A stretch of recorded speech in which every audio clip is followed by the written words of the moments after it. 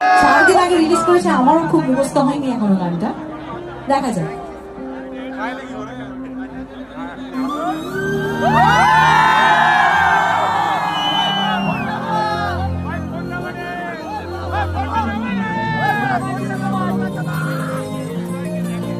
সব দেবের ফ্যানেরা